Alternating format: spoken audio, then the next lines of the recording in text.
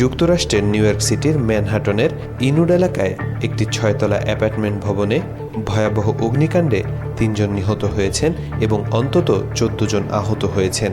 আহতদের মধ্যে একজন ফায়ার ফাইটারও রয়েছেন। 5 জনের অবস্থা এখনও আশঙ্কাজনক।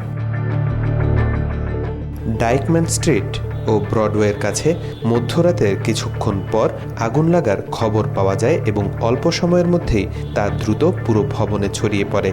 ভবনটির একমাত্র সিঁড়ি আগুনে ঢেকে যাওয়ায় বাসিন্দারা বের হতে গিয়ে চরম দুর্ভোগে পড়েন। নিউ ইয়র্ক সিটি ফায়ার ডিপার্টমেন্টের প্রায় 200 জন ফায়ার ফাইটার ও ফার্স্ট রেসপন্ডার ঘটনাস্থলে পৌঁছে আগুন নিয়ন্ত্রণে কাজ করেন।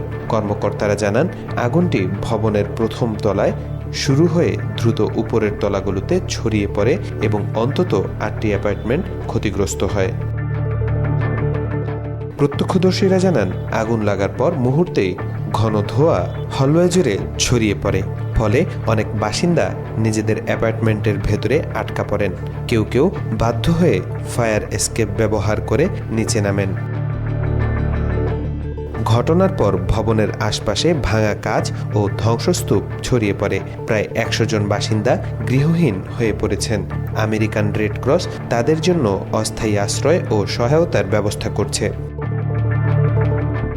আগুন বর্তমানে নিয়ন্ত্রণে আনা হয়েছে, তবে নিরাপত্তার কারণে বাসিন্দাদের এখনও ভবনে ফিরতে দেওয়া হয়নি।